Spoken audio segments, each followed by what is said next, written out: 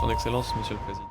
Ravi de vous retrouver un peu en avance dans ce Paris Direct. Priorité au direct avec cette séquence live qui nous conduit tout droit en Inde, où Emmanuel Macron et Narendra Modi s'expriment lors d'une conférence de presse très attendue à l'occasion de ce 4e déplacement du chef de l'État français, le président qui effectue donc cette visite. On les écoute. Et une nouvelle fois sur le devant de la scène, alors que le monde évolue et que les deux pays renforcent leurs relations économiques notamment. Nous allons commencer avec l'inauguration de la ligne d'assemblage de l'hélicoptère H-125, ce qui rappelle le partenariat franco-indien dans toute sa splendeur. Les ministres de la Défense indiens et français sont également ici présents. Nous allons commencer par un bref discours vidéo. जब फ्रांस की टेक्नोलॉजी और भारत का टैलेंट मिलेगा तो सिर्फ business landscape ही नहीं global transformation होगा।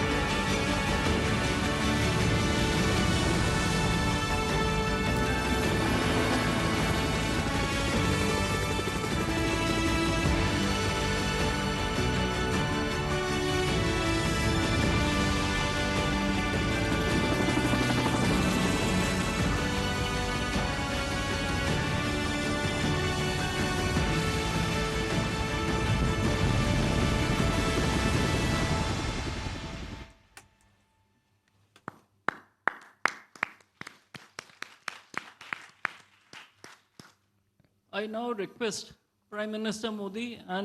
maintenant, le Premier ministre Modi et le Président Macron auront l'honneur d'inaugurer cette ligne d'assemblage en appuyant sur ce bouton.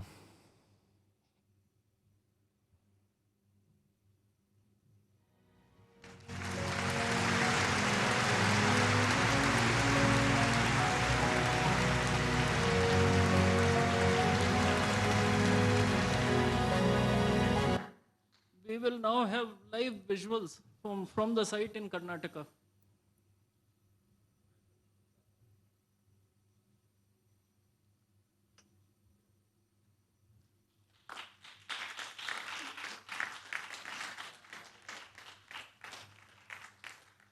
This concludes the inauguration ceremony of the La cérémonie d'inauguration de la chaîne d'assemblage d'hélicoptères H-125 est maintenant conclue. J'invite les deux chefs d'État et de gouvernement à reprendre leur place.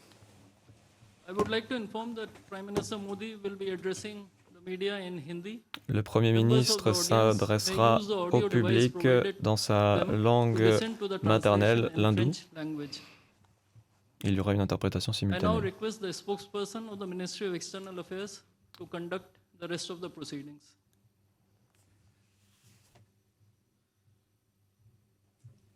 Namaskar, good evening. Your Excellency, Mr. Emmanuel Macron, President of the French Republic, Et maintenant, le président Honorable Prime français, Minister of India, Shri Narendra Modi, accompagné Honorable Ministers, du members Premier of both ministre delegations, indien, distinguished guests, chers and friends invités, from the media. chers amis We'll now de la have the presse, statements. May I request Honorable Prime les Minister of deux India, Shri chefs Narendra d'État et de Modi, gouvernement vont to prendre la give parole his remarks to the media. devant la presse. Your Excellency, Excellences, chers amis, President Macron, cher Monsieur le Président Macron, delegates, media के साथ honorables délégués, नमस्कार bonjour bonjour. मेरे प्रिय मित्र president macro का मुंबई में स्वागत करते हुए मुझे बहुत खुशी हो रही है। पिछले वर्ष उन्होंने मुझे फ्रांस में आयोजित एआई एक्शन समिट के लिए बुलाया था। उस समय हमने मार्सेई की यात्रा की, जो फ्रांस का सबसे बड़ा पोर्ट और फ्रांस और पूरे यूरोप का एक प्रमुख गेटवे भी है। मार्सेई वही शहर है जहां से पहले विश्व युद्ध में हमारे भारतीय सैनिक ने यूरोप में अपने कदम रखे। उनकी बहादुरी की गाथा यूरोप के कई भागों में आज भी याद की जाती है। Voilà, और alors, ये quelques वही petits soucis शहर de traduction en attendant qu'on retrouve la traduction en français du Premier ministre indien Narendra Modi Karim, qui va suivre à nos côtés dans quelques instants aussi l'intervention du chef de l'État français. Ce sera plus compréhensible. On vient d'assister au lancement, au coup d'envoi d'une chaîne d'assemblage. C'est un symbole, évidemment, un lancement à distance. Il y avait les images en même temps sur les écrans de télévision. De quoi il était question là? Alors, c'était des hélicoptères Airbus, une ligne d'assemblage d'hélicoptères Airbus, donc, mais qui sera gérée par un groupe privé indien, Tata Group, qui va produire à terme la variante d'un modèle d'hélicoptère qui s'appelle le H-125, mais donc variante militaire, donc le H-125M. On a retrouvé la traduction apparemment, alors c'est reparti. La porte d'entrée de l'Inde. Chers amis, les relations entre l'Inde et la France sont très spéciales. La France est l'un des partenaires stratégiques les plus anciens de l'Inde. Et en travaillant ensemble avec le président Macron, nous avons donné à ce partenariat stratégique une profondeur sans précédent et une formidable impulsion. Et c'est en s'appuyant sur cette même confiance et sur notre vision commune que nous élevons aujourd'hui nos liens au niveau d'un partenariat spécial, global et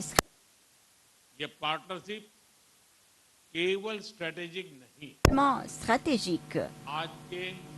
Dans la conjoncture actuelle instable, il s'agit d'un partenariat pour la stabilité mondiale et pour le progrès à l'échelle mondiale. Chers amis, l'inauguration aujourd'hui d'une chaîne d'assemblage pour les hélicoptères en Inde est un autre exemple de notre profonde confiance mutuelle. Nous sommes fiers que l'Inde et la France collaborent pour fabriquer en Inde le seul hélicoptère au monde qui puisse survoler le sommet du mont Everest. Et nous allons l'exporter d'ici à tous les coins du monde.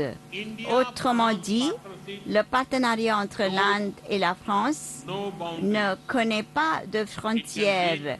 Il peut atteindre les profondeurs de l'océan et les montagnes les plus hautes également. Chers amis, l'année 2026 représente un tournant dans les relations entre l'Inde et l'Europe. Il y a quelques jours, nous avons conclu avec l'Union européenne l'accord de libre-échange le plus important, le plus ambitieux dans l'histoire de l'Inde. Cet accord de libre-échange va donner une impulsion sans précédent également aux relations entre l'Inde et la France. Afin de promouvoir des investissements entre nos pays, nous allons signer aujourd'hui un accord visant à éviter la double imposition pour nos citoyens et pour nos sociétés.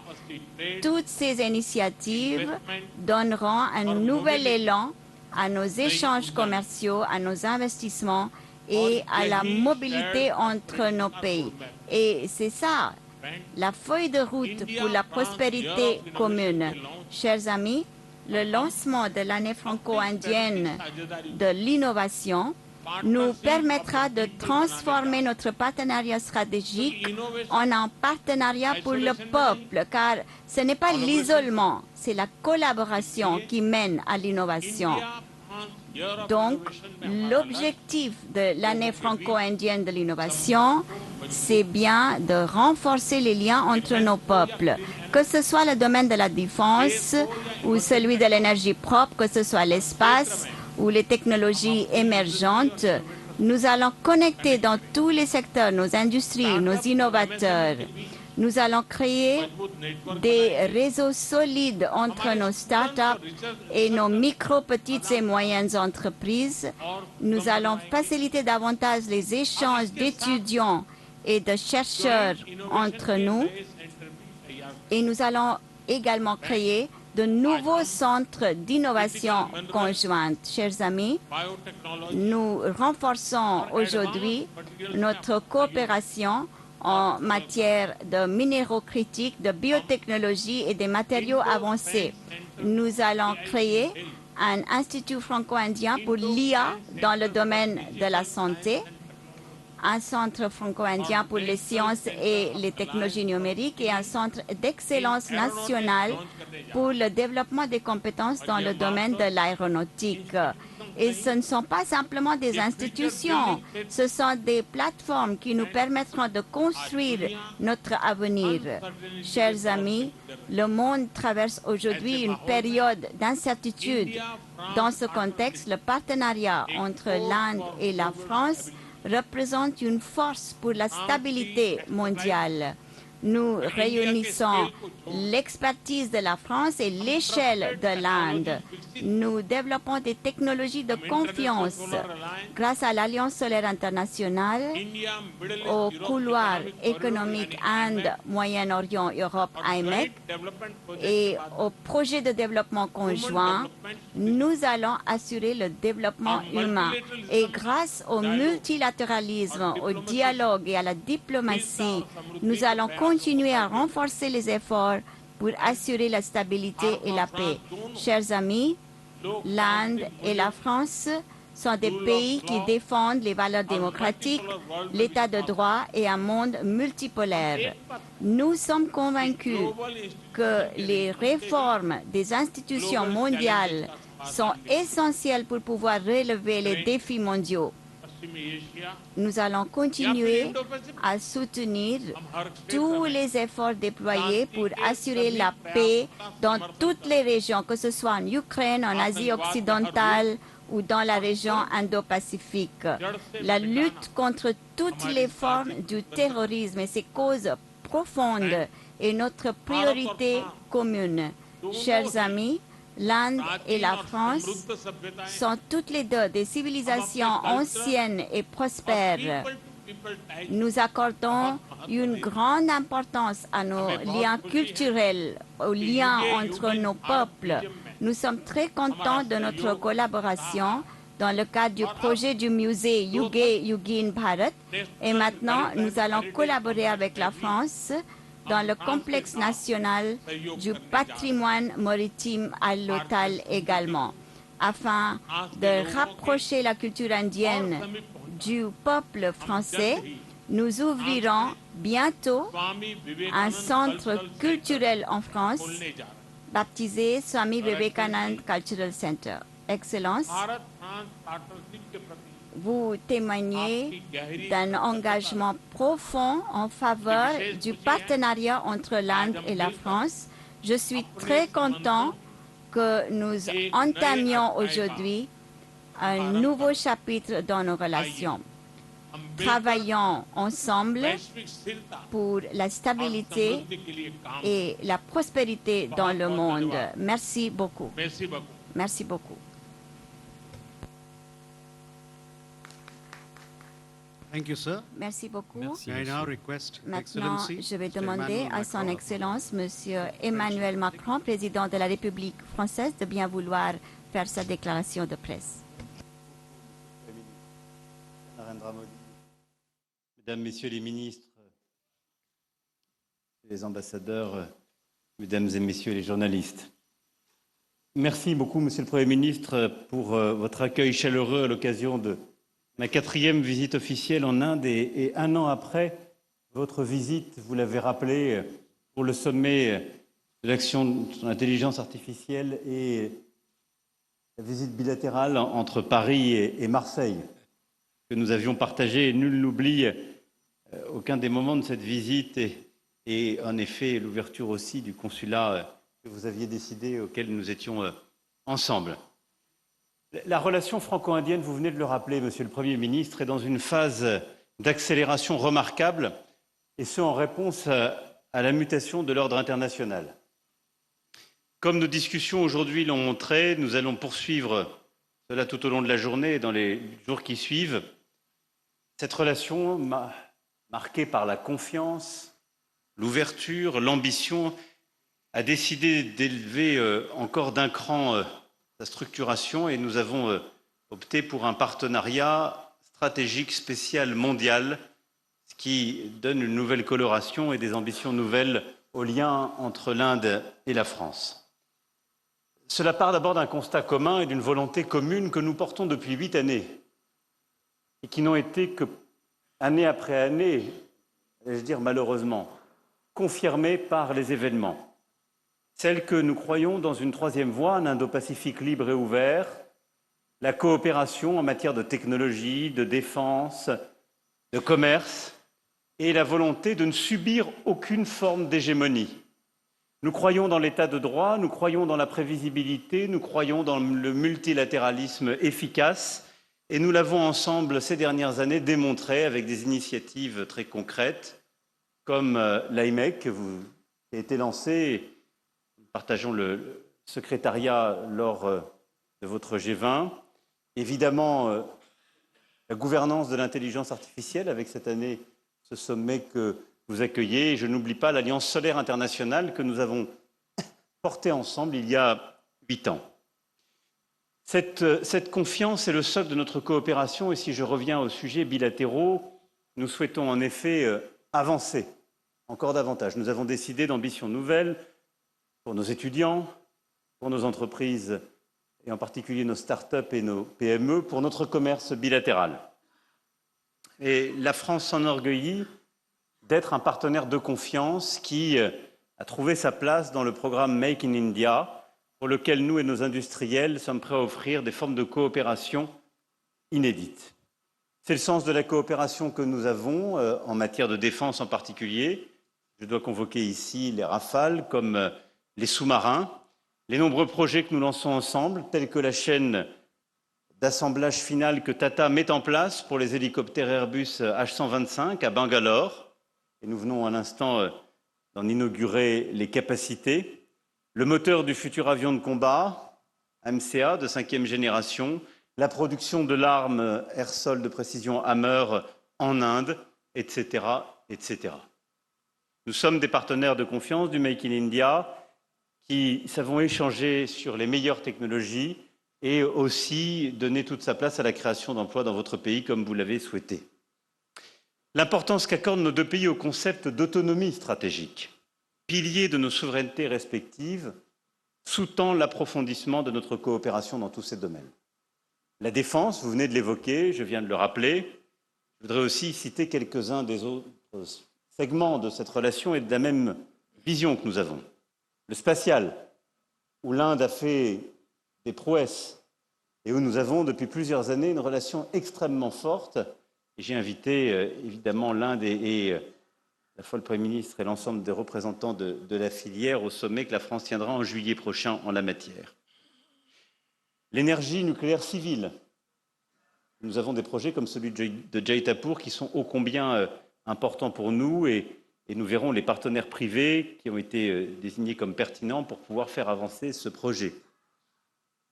Les métaux et minerais critiques, que nous allons signer là aussi une feuille de route commune et l'Inde et la France ont la même vision sur ce sujet. Celle qui consiste là aussi à ne subir aucune forme d'hégémonie et à ne pas tomber dans la conflictualité de quelques-uns, mais d'avoir une approche partenariale, ouverte et lucide. Évidemment, l'aéronautique est un domaine clé de cette relation, comme les transports ferroviaires et en particulier les trains à grande vitesse, où la France a commencé et souhaite être plus encore un partenaire de confiance dans la durée. La confiance a été au cœur des discussions que nous venons d'avoir avec Monsieur le Premier ministre. Conversation franche, opérationnelle, ambitieuse, qui s'inscrit dans celle que nous bâtissons et que nous avons bâtie toutes ces dernières années et qui, au fond, repose sur l'ambition que nous voulons nourrir. Je l'ai dit, l'augmentation substantielle de notre commerce, la volonté d'avoir encore plus d'échanges et de transferts de technologies. Et dans quelques instants, nous allons lancer conjointement avec le Premier ministre l'année franco-indienne de l'innovation, le réseau franco-indien de l'innovation, une plateforme numérique unique pensée pour connecter nos entreprises, nos start-up, nos investisseurs, nos universités et nos centres de R&D. C'est là une avancée importante qui correspond à l'esprit que nous portons l'un et l'autre dans les domaines clés qui ont été identifiés par nos ministères. Une autre initiative majeure sera le Centre franco-indien pour l'intelligence artificielle en santé. Je serai demain aux côtés des équipes à New Delhi avec la Sorbonne Université, la IMS, l'hôpital le plus prestigieux d'Inde, et notre ambition est de placer l'innovation au cœur de cette relation bilatérale en structurant notre partenariat plus étroitement autour de cet impératif pour la croissance de nos économies ainsi que pour le dynamisme de nos sociétés. L'innovation toujours, la rupture technologique, et c'est cette vision qui est développée plus en détail dans la feuille de route Horizon 2047 que nous avons annoncée ensemble en 2023 à Paris, à l'occasion du 25e anniversaire de notre partenariat stratégique. Elle définit les grands objectifs vers lesquels nous tendons pour renforcer notre relation bilatérale, structurante, et nous avons placé la recherche, la technologie, l'enseignement supérieur, la mobilité étudiante et scientifique au cœur de notre partenariat. C'est d'ailleurs dans cet esprit que se tiendront demain à Delhi les rencontres universitaires et scientifiques de haut niveau, RUSH, sur l'avenir de la coopération franco-indienne, événement majeur réunissant plus de 200 institutions françaises et indiennes. Et nous gardons le cap de ce triplement du nombre d'étudiants indiens que nous voulons voir en France. Ces dernières années, nous avons été trop lents, c'est notre responsabilité commune, sans doute en fléchant insuffisamment dans certaines institutions la France comme destination et en étant de notre côté pas assez simple et pragmatique sur les visas accordés aux étudiants. Et donc nous avons bien identifié les sujets auxquels nous allons remédier. Je veux ici redire l'importance de cette ambition. Il ne faut pas lâcher. De la même manière, nous souhaitons simplifier la vie des projets. Le Premier ministre l'a évoqué avec l'accord fiscal de non-double imposition, avec aussi la décision que nous avons prise de lever les visas de transit dans nos aéroports pour faire de la France un hub de transit dans les connexions longue distance.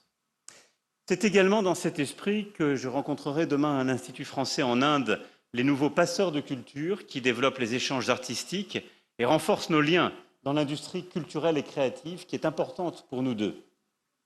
L'Inde et la France sont deux nations qui ont beaucoup à raconter au monde, à dire, à partager. Nous nous respectons, nous nous admirons. L'illumination spectaculaire de la porte de l'Inde ce soir sera aussi un symbole de cette célébration des arts et de la culture. J'étais tout à l'heure avec des acteurs, réalisateurs, producteurs et productrices indiens et j'ai pu voir l'importance de ce lien. Et donc, nous allons régler les difficultés qui ont pu apparaître dans un temps plus récent pour favoriser nos coproductions. Et nous avons décidé de donner une ambition nouvelle, là aussi, en matière d'industrie culturelle et créative, avec des projets très concrets qui seront détaillés demain et que nous porterons dans les prochains mois. Cet agenda bilatéral est au service de ce multilatéralisme efficace auquel je crois, de la vision que nous portons. C'est celle qui préside à nos choix dans la région, celle d'une stratégie indo-pacifique ouverte, respectueuse. C'est aussi ce qui correspond à une vision commune en matière de commerce. Nous croyons dans le commerce international, nous récusons les méthodes de coercition, et c'est pourquoi l'accord de libre-échange entre l'Inde et l'Union européenne est une étape importante que soutient fortement la France et sur laquelle nous souhaitons continuer d'avancer. De la même manière, c'est cette même vision du multilatéralisme efficace qui porte notre ambition commune en matière d'intelligence artificielle.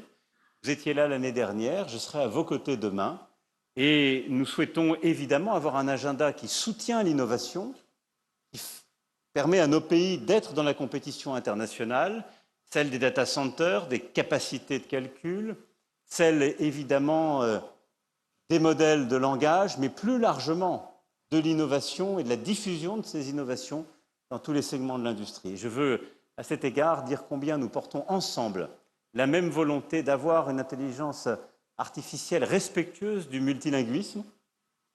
C'est l'ambition que nous portons aussi pour la francophonie, que vous portez pour l'hindou, et qui consiste à avoir une IA qui correspond à justement notre monde pluriel, et combien nous partageons ensemble la nécessité de mieux réguler l'intelligence artificielle et les réseaux sociaux, qu'il s'agisse des algorithmes que nous voulons voir plus transparents ou qu'il s'agisse de la protection de nos enfances.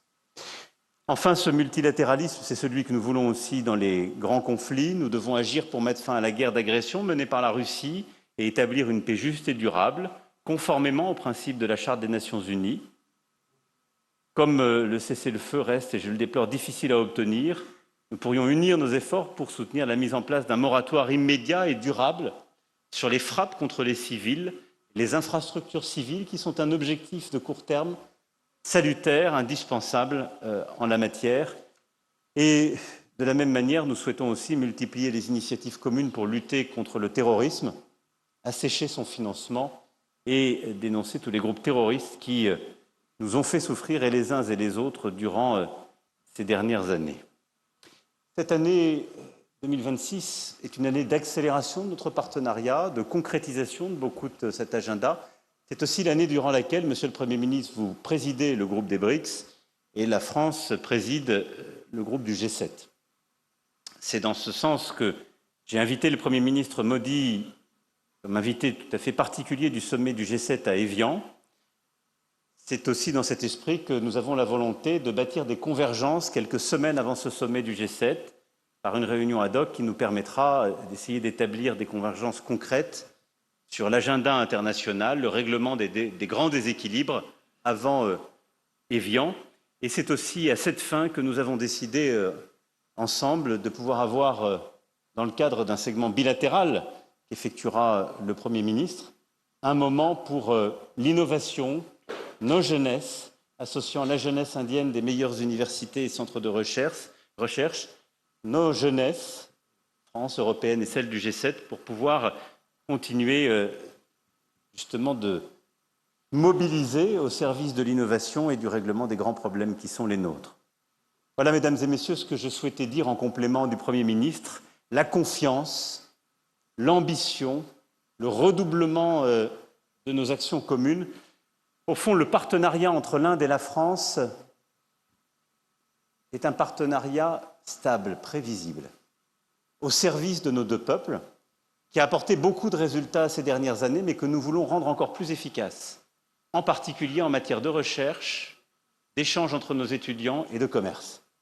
Mais c'est aussi un partenariat qui, lorsqu'il propose au reste du monde des choses concrètes, qu'il s'agisse du solaire, des grandes infrastructures de connectivité ou de l'intelligence artificielle, a su avoir des résultats extrêmement concrets.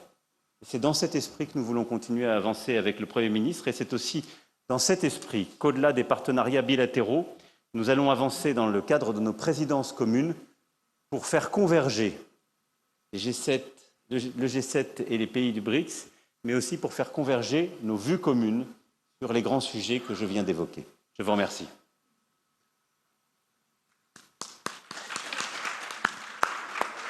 Thank you, sir. With that, ladies and gentlemen, we come to the close of this session. Cela Thank you for your conclut presence. notre échange. Merci de votre présence.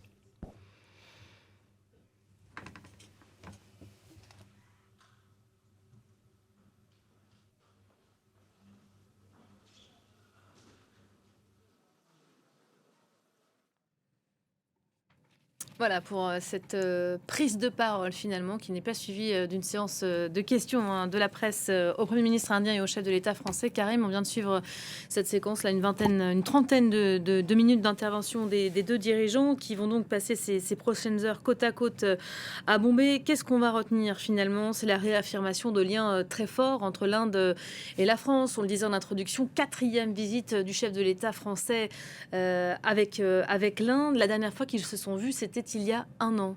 Oui, alors il y a ça à retenir évidemment, la volonté de construire une relation privilégiée, un partenariat un peu à part, mais on constate aussi cette convergence de vues et cette analyse de ce qui se passe dans le monde, avec un monde qui a changé, un monde devenu plus dangereux, et cette volonté de s'inscrire dans un multilatéralisme. Le terme a été utilisé par les deux hommes. Tous deux constatent la conjoncture instable du moment et veulent œuvrer à leur façon pour la stabilité mondiale. Ce sont les deux analyses qui ont été faites par les deux hommes. Emmanuel Macron et Narendra Modi refusent finalement de se retrouver pris entre le marteau et l'enclume, entre les États-Unis et la Chine, et appellent de leur vœu un retour à un multilatéralisme qui évidemment a du plomb dans l'aile depuis que Donald Trump a donné une toute autre trajectoire à la destinée du monde, en quelque sorte.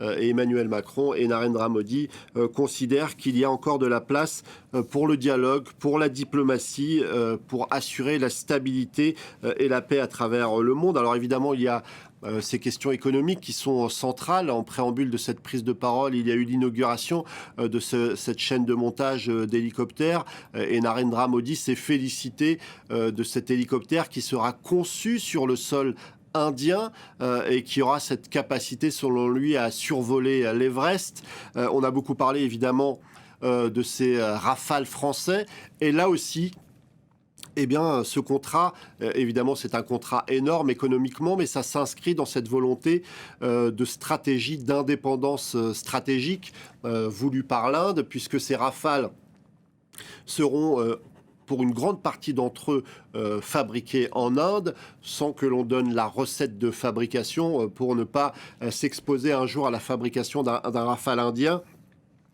En tout cas, tout ça s'inscrit dans cette volonté de construire une forme d'indépendance à l'égard des grandes puissances qui dictent en quelque sorte la trajectoire du monde. Et il en est de même pour l'intelligence artificielle, dont on va beaucoup parler dans les prochaines heures et les prochains jours. Il faut savoir que l'Inde tente de développer son propre modèle et clairement, on s'inscrit dans cette logique-là à tous les niveaux entre la France et l'Inde. Voilà, nous ne voulons pas subir l'hégémonie, on comprend la référence, vous l'avez dit, à la Chine et aux Américains. Le partenariat entre la France et l'Inde n'a pas de limite. Ça, c'est une petite phrase qui nous renvoie, une petite phrase de Narendra Modi qui nous renvoie quand même à cette séquence qu'on avait beaucoup commentée ici, ce méga deal, ce méga rapprochement scellé entre l'Union européenne et les Indiens. C'était le mois dernier. C'était le mois dernier, c'était à la fin du mois de janvier, un accord historique. C'est ainsi que l'avait présenté Ursula von der Leyen, qui avait parlé de la mère de tous les accords. Un accord qui prévoit de réduire drastiquement les taxes sur quasiment tous les produits en provenance d'Inde ou à destination de l'Inde depuis l'Union européenne. Alors évidemment, cet accord a fait attention à ne pas intégrer un certain nombre de produits sensibles, notamment des produits agricoles, des produits laitiers par exemple, ou encore les produits de nature animale, parce qu'on sait très bien à quel point le Mercosur a crispé. Mais en tout cas, la France va pouvoir notamment exporter ses vins avec des taxes qui seront réduites de façon incroyablement élevée. La Grèce ou l'Italie va pouvoir exporter son huile d'olive. Et du côté indien, on va pouvoir exporter vers l'Union européenne un certain nombre de produits, notamment textiles, avec des taxes considérablement réduites. Un accord évidemment historique qui a pu se concrétiser justement à cause de la pression chinoise et américaine, parce que jusqu'à présent c'était très difficile à mettre en œuvre étant donné la tradition protectionniste de l'Inde, mais face à la pression américaine et chinoise, l'Inde a décidé de s'ouvrir à l'Europe et c'est ce que concrétise cet accord historique du mois de janvier dernier. Merci beaucoup Karim Yaoui pour le décryptage dans la